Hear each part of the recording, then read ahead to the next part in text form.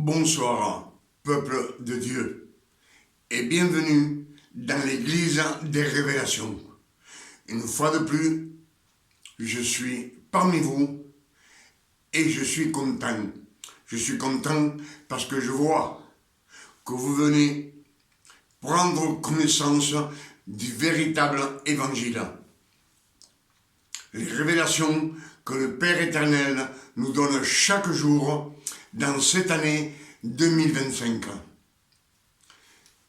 Comme je vous le dis toujours, je suis vraiment heureux. Je suis content. Ce que on prêche dans l'église des révélations, ce sont les vérités des Saintes Écritures.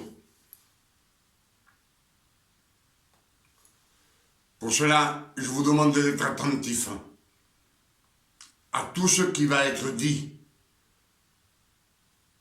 Ce que je vais vous prêcher, je lis les Écritures. Et le Père éternel va vous donner beaucoup de révélations cet après-midi. Amen.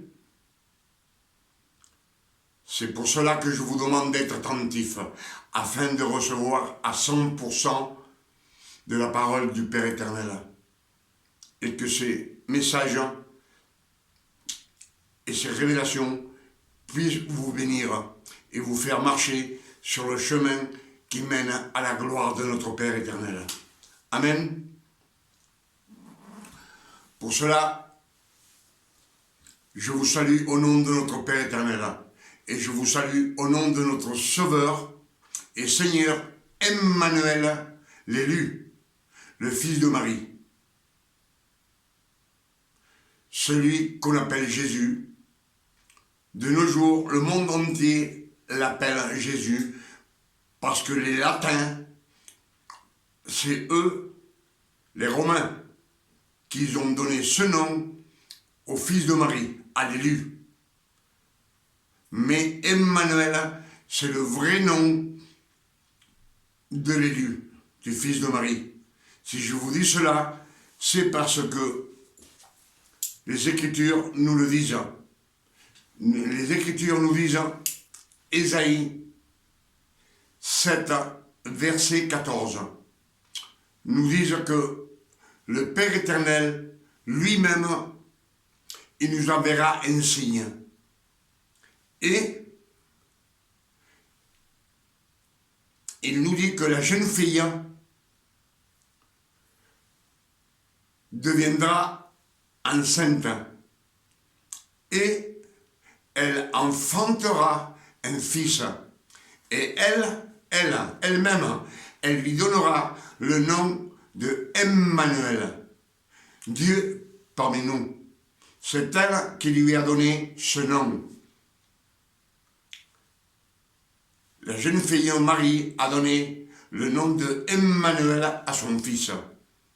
Et comme je vous l'ai dit beaucoup de fois, Ésaïe, c'est 700 années avant que le Christ naisse, l'élu. Amen. C'est pour cela que je vous dis toujours que le vrai nom du Fils de Marie, c'est Emmanuel, qui veut dire, quand on le traduit dans la langue latine, Dieu parmi nous. Amen.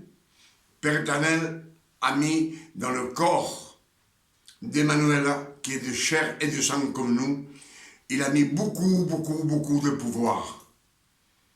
Les pouvoirs de Dieu, il les a mis dans ce corps. Amen. Pour ça, je vous demande d'écouter ce que les Écritures nous disent, parce que à chaque fois qu'on prêche, on dit que le Père éternel a envoyé le Christ pour nous sauver. Et quand le Christ est venu sur la terre, il n'est pas venu pour nous, pas pour les gentils, pas pour ceux qui vivent dans le monde, qui ne sont pas juifs. Amen. Et ce qu'on va méditer ce soir, et je vous demande d'être attentif. Éphésiens 1, verset 3, nous dit, béni soit Dieu le Père de notre Seigneur le Christ, qui nous a bénis de toutes sortes de bénédictions spirituelles dans les lieux célestes en Christ. Christ, Dieu nous a élus. Dieu nous a élus avant la fondation du monde pour que nous soyons saints et irréprochables, que personne ne puisse nous reprocher quelque chose depuis la fondation du monde. Amen. Avant la fondation du monde, il nous a prédestinés dans son amour à être ses enfants adoptifs, d'adoption, des fils d'adoption, les créatures, la création, lui, ce que ils ont été élus avant la fondation du monde,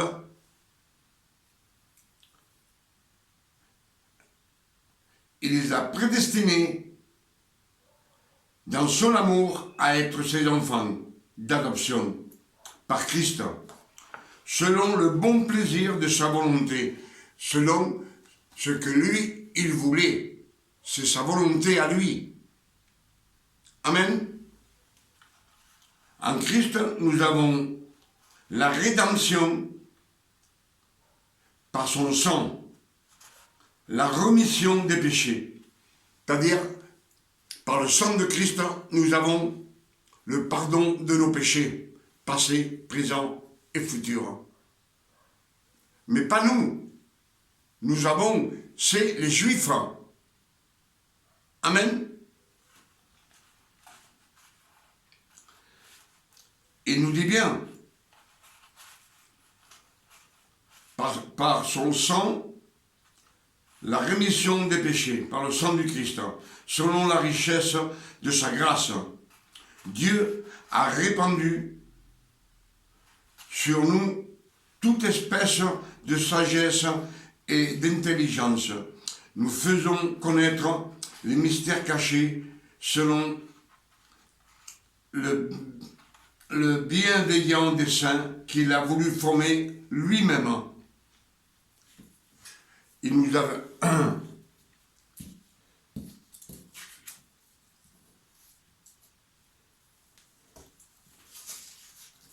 Les mystères, il nous dit, les mystères de sa volonté selon le bienveillant dessein qu'il avait formé lui-même.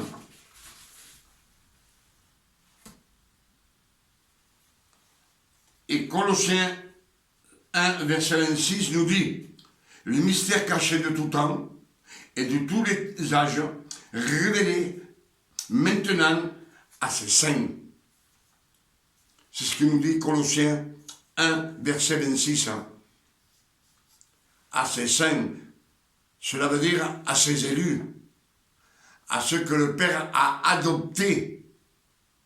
Il les a adoptés par le sang de Jésus, du Christ. Amen.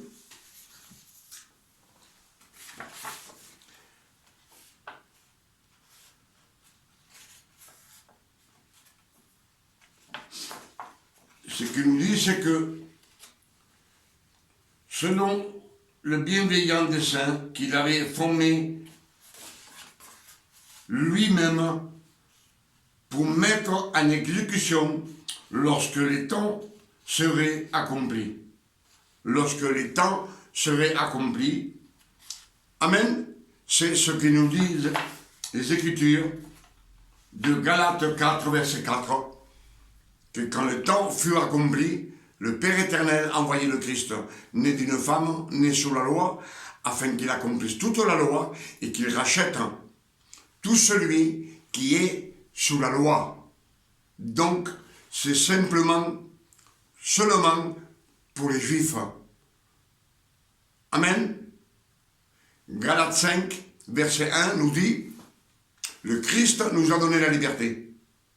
Il nous a affranchis de la loi. Il nous a affranchis, il nous a achetés avec son précieux sang, avec ses souffrances. Il nous a rachetés de la loi. Amen. Et nous dit, maintenant, ne vous laissez plus mettre sur le joug de la servitude. Amen. C'est ce que veut nous dire ce qu'on vient de lire pour mettre en exécution lorsque les temps seraient accomplis. Et c'est ce qui nous dit dans les Écritures, Galates 4, verset 4, qui nous dit que le Père éternel a envoyé le Christ, né d'une femme, né sous la loi, afin qu'il rachète tous ceux qui sont sous la loi et que nous ressuscions l'adoption de fils. C'est ce qui nous est dit dans Éphésiens 1, verset 23, pour tous ceux qui ont été élus avant la fondation du monde. Amen. Simplement pour les Juifs. Et quand on prêche, on dirait qu'on prêche pour nous. Non, c'est pas pour nous. Nous, ceux qui ne sommes pas juifs, et tous ceux qui vivent dans le monde, dans le péché, il faut que Dieu leur donne une opportunité d'entendre la parole du Christ, la parole de Dieu. Et il faut qu'ils fassent des efforts pour venir écouter la parole et se convertir au Père éternel. Et après, ils vont être peut-être élus. Vous savez que Pierre a été élu parmi les 12 apôtres pour être celui qui devait aller convertir les gentils.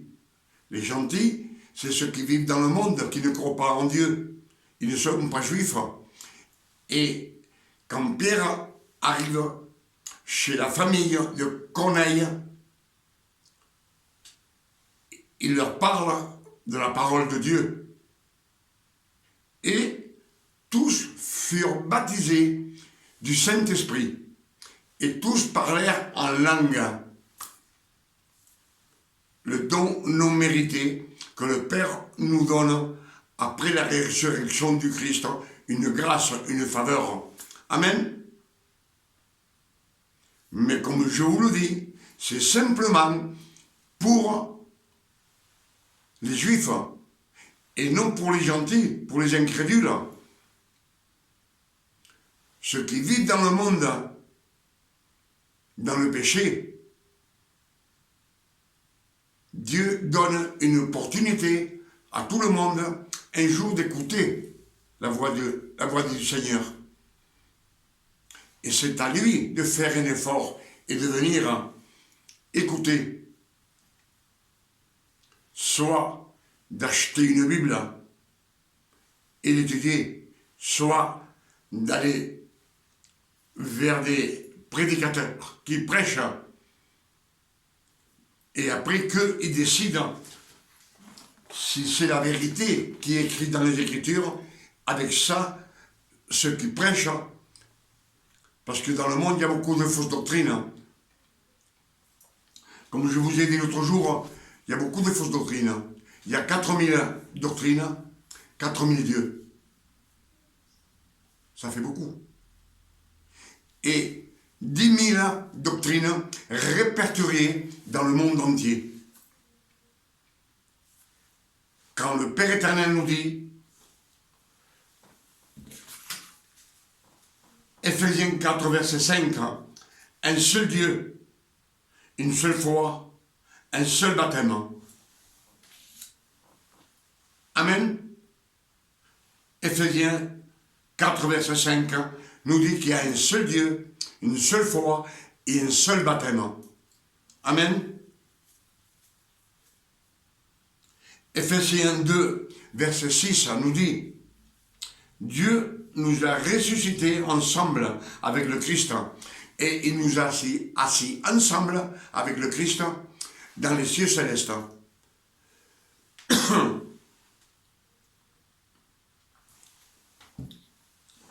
Romains 6, verset 3 nous dit, le Christ nous a baptisés dans sa mort. C'est pas dans une rivière. Comme je vous le dis toujours, tout ça c'est religieux. Amen. Dans sa mort. Et il nous a fait ressusciter ensemble avec le Christ. Il nous a assis ensemble dans les cieux célestes avec le Christ. Pour cela, les Écritures nous disent, tel il est, tel nous sommes dans ce monde. C'est ce que disent les Écritures. Amen. Et ce qu'on vient de lire dans Éphésiens 1, verset 3, nous dit que le Père éternel les a choisis avant la fondation du monde. Mais ce sont les 12 tribus d'Israël, le peuple élu d'Israël, c'est pas pour nous. Amen. Et dans les évangiles, il nous est dit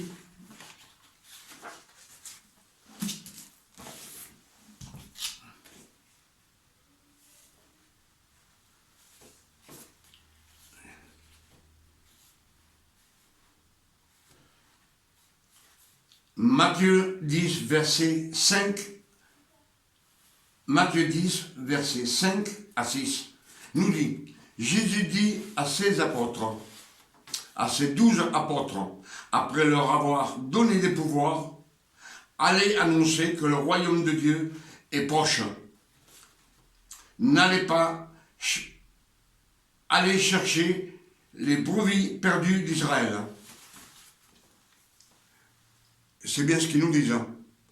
Allez chercher les brebis perdues d'Israël. C'est Matthieu 10, versets 5 à 6, qui nous le dit. C'est Jésus qui parle. Jésus prit ses 12 apôtres, après leur avoir donné des pouvoirs, il leur dit, allez annoncer que le royaume de Dieu est proche. N'allez pas chez les païens, ni chez les Samaritains. Allez chercher les brebis perdues d'Israël. Amen. C'est clair. Luc 15, verset 4. Le Christ va chercher la brebis perdue et il la ramène sur ses épaules. Et quand il la ramène sur ses épaules, c'est la fête. Il la ramène à la sainteté. Mais la brebis perdue, on sait que les 12 tribus d'Israël qui suivent les 613 commandements sont tous perdus. Les Écritures nous le disent. Tout celui qui, dans la loi, comme on ne peut pas accomplir les 613 commandements, personne au monde ne peut les accomplir. Et Jean 3, verset 5, le Christ dit Nicodème. Nicodème vient voir le Christ. Nicodème, c'est la crème des pharisiens. C'est la crème. Un docteur de la loi, des 613 commandements, celui qui enseigne le reste de la population. Et Christ lui dit, en vérité, quand le Christ dit en vérité, c'est la vérité. Le vrai évangile, ce qui est vrai. Et il lui dit, si tu ne renais de l'eau et de l'esprit, tu ne rentreras pas au royaume des cieux. De l'eau et de l'esprit. Amen. Et comme Éphésiens 4, verset 5 nous dit, il y a un seul Dieu, une seule foi et un seul baptême. Un seul Dieu. Il n'y en a pas 36. Amen.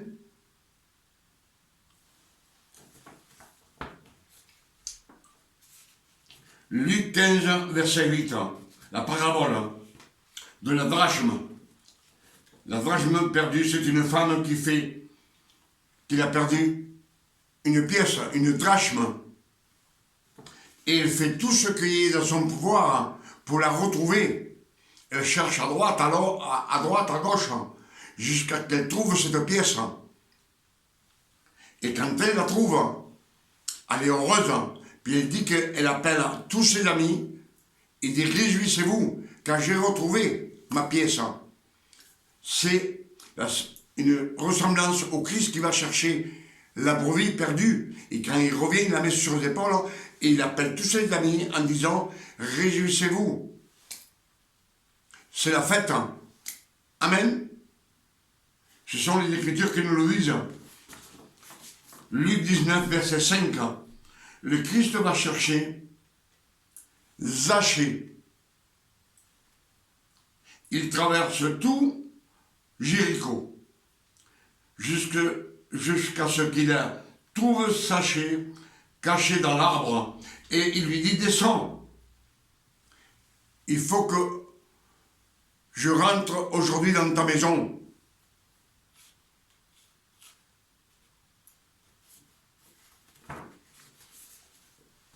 Et Zachée descend. Zachée, c'est un pauvre. On dit que c'est un pauvre d'esprit.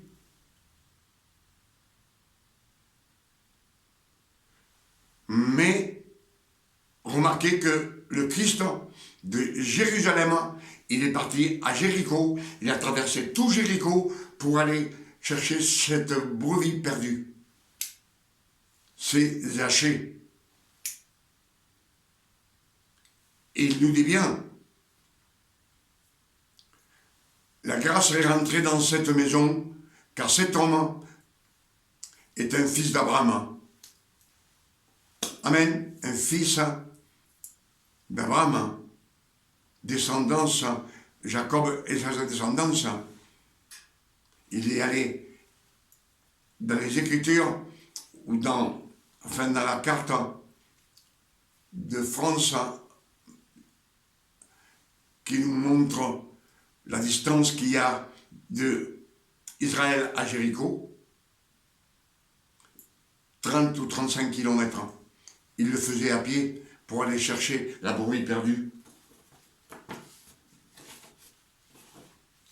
Pour cela, je vous dis que rien que pour les Juifs, pour ceux qui sont sous la loi, les 613 commandements, que les brebis perdues d'Israël. Car tout celui qui est sous la loi est perdu. Et le Christ, il faut qu'il les rachète pour qu'il ait la vie éternelle. Amen. Je pense que tout ce que je vous ai dit ce soir, ce sont les Saintes Écritures. Et on nous dit bien, quand je vous dis qu'on ne peut pas mélanger la grâce et la loi. C'est pas moi non plus qui vous le dis, ce sont les Écritures. On ne peut pas mélanger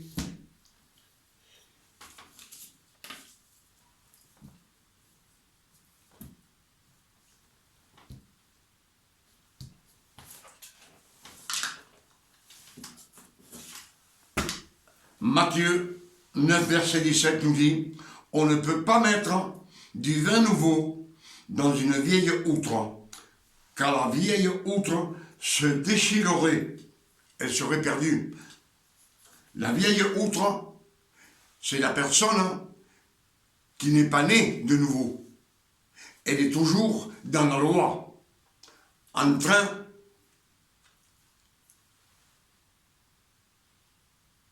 de faire, de jeûner, c'est-à-dire de rester 2 ou 3 jours sans manger pour demander quelque chose au Père éternel, de demander pardon à genoux quand il a péché, de se baptiser dans dans une rivière ou dans une piscine pour avoir la vie éternelle. Et tout cela, c'est religieux. Les Écritures nous disent que c'est religieux. Jean le Baptiste, lui-même, nous dit, quand il voit venir l'agneau de Dieu, il dit, voici l'agneau de Dieu qui enlève le péché du monde. Et lui, il dit, moi je vous baptise d'eau, mais lui, celui qui vient après moi, il vous baptisera de l'eau, du Saint-Esprit, l'eau de la parole, du Saint-Esprit. Amen. C'est ce que je voulais partager avec vous ce soir, qu'on ne peut pas mélanger. Celui qui mélange, il est toujours dans la loi. Et dans la loi, on ne reçoit rien. Même pas une guérison. 1500 ans, 1500 années,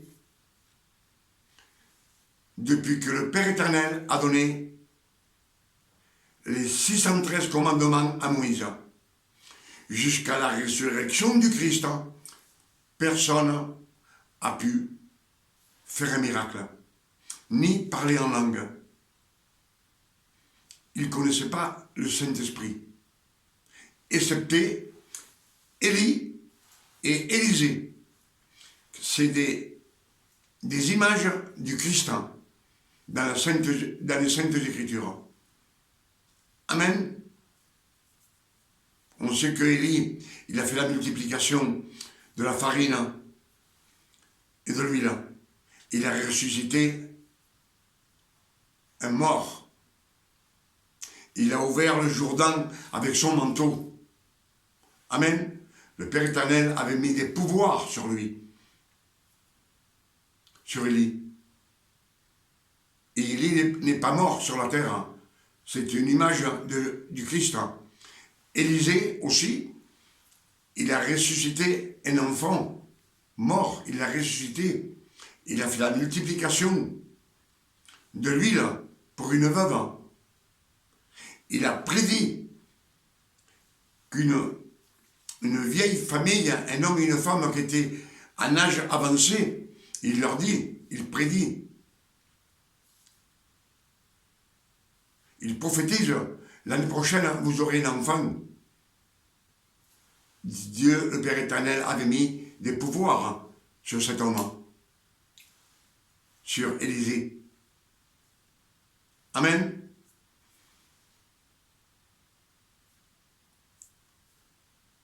Mais dans ce qui est le peuple, ni Moïse, ni les prophètes n'ont guéri personne, à part Ésaïe.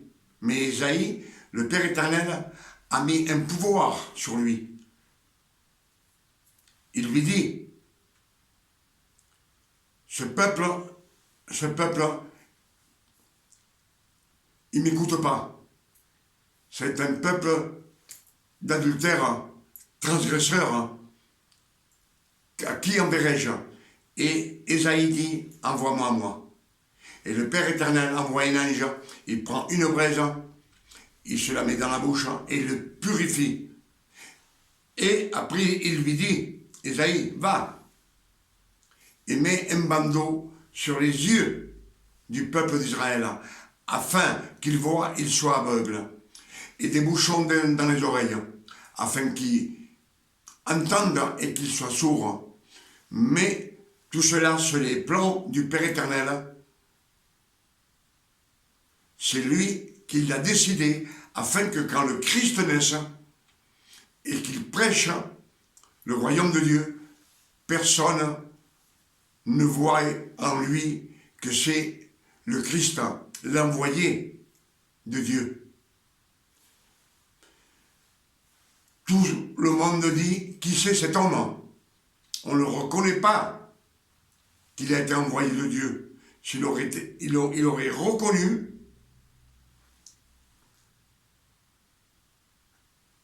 eh bien, il n'y aurait pas eu de sacrifice sur la croix. Et s'il n'y avait pas de sacrifice, le versement de sang sur la croix,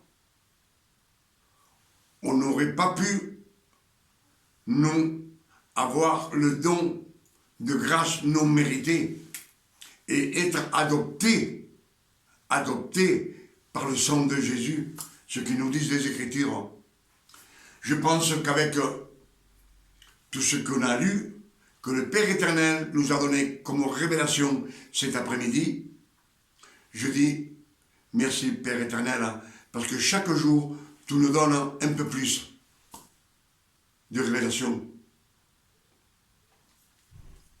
Et dans cette année, cette journée, dans cette année 2025, il nous redonne encore beaucoup de révélations. Vous savez, le Père éternel, quand Moïse était dans le désert, la manne qui tombait du ciel, il fallait qu'il la ramasse chaque jour, un petit peu à peu. Et quand il prenait beaucoup, cette manne qui représentait le pain du ciel pourrissait. Elle pourrissait, était plus bonne. Le Père éternel nous donne chaque jour un peu plus, afin qu'on ait besoin de lui chaque jour et qu'on lui demande. Qu'est-ce qu'on peut demander au Père éternel? Toutes ces bénédictions sont pour ses fils. Alors ce qu'on peut demander, comme nous dit Matthieu 7, verset 7, demandez et vous recevrez. Alors demandez la sagesse, l'intelligence. Amen. C'est ce que demanda le roi Salomon. Et Dieu le bénit tellement, tout d'un coup, les richesses, l'intelligence, la sagesse, mais comme il lui a donné tout d'un coup, il a fini par pécher et brûler des petits enfants dans un taureau en feu ardent, parce qu'ils s'étaient accouplés comme épouse avec la reine de Shaba, la reine de Saba. Amen. Vous savez que tout ça, vous le savez comme moi, puisque ce sont les Écritures qui nous le disent. C'est pour cela que le Père éternel nous donne peu à peu, chaque jour, afin qu'on lui demande chaque jour et qu'on sache qu'on a besoin de lui chaque seconde de notre vie. On a besoin qu'il nous garde sous ses ailes, qu'il nous bénisse chaque jour. C'est pour cela que pour toutes ces révélations, je dis merci Père éternel.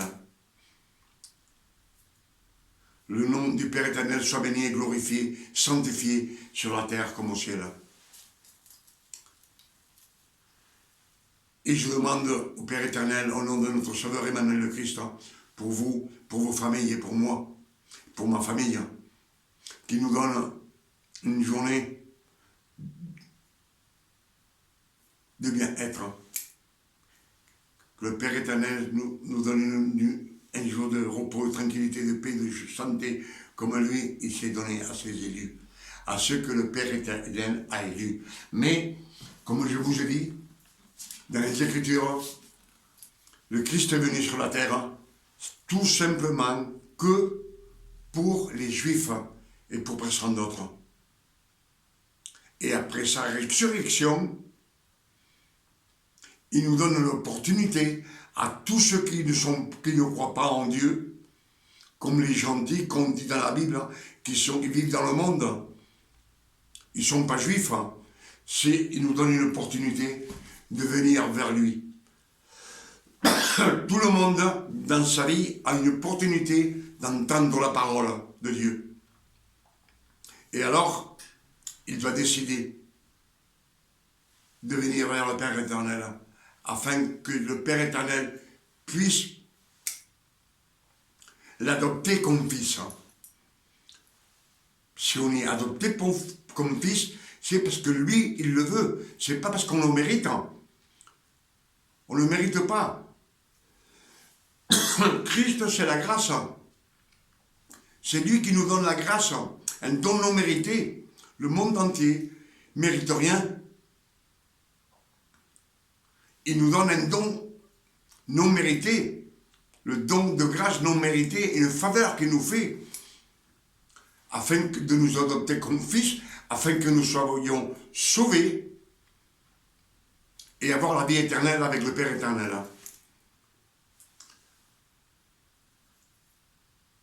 Sur ces paroles, je vous dis, à demain, si le Père éternel nous le permet. Que Dieu vous bénisse et qu'il vous garde.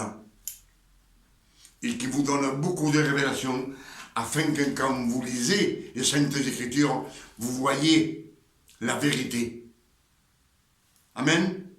Comme je vous l'ai dit beaucoup de fois, Dieu n'est pas une doctrine. Dieu, c'est la vérité. Tout ce qui est religieux appartient à la loi. Et si on ne sort pas de la loi, si le Christ vient, on reste ici. Il n'y a aucun problème, c'est écrit. Comme je vous ai dit l'autre jour, dans le monde, il y a 4000 doctrines. 4000 dieux, 10 000 doctrines répertoriées dans le monde. Et chaque doctrine, chaque religion dit que la sienne, c'est la bonne pour aller au ciel. Mais elles ne sont pas écrites dans les Saintes Écritures. Elles ne viennent pas des Saintes Écritures.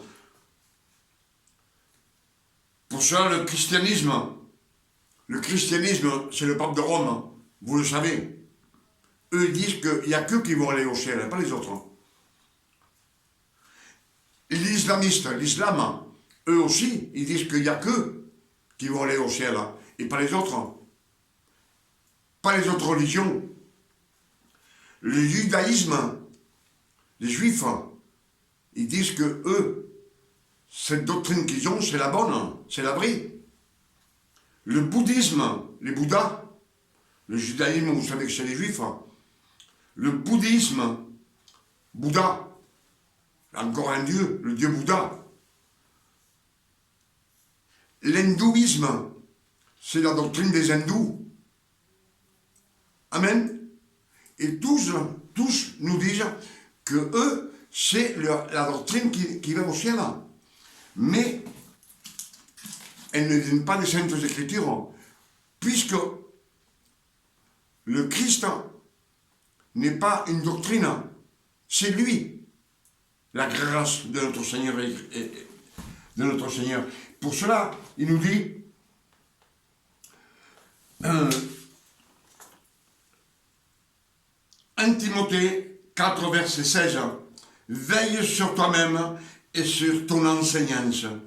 Veille sur toi-même et sur ton enseignance, ce que tu entends, ce qu'on t'apprend.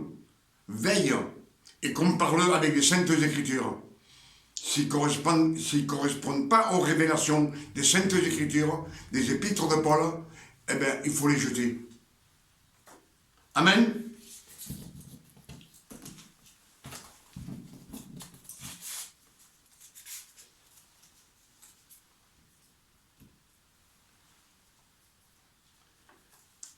Les voies de Dieu n'ont rien à voir avec la raison humaine.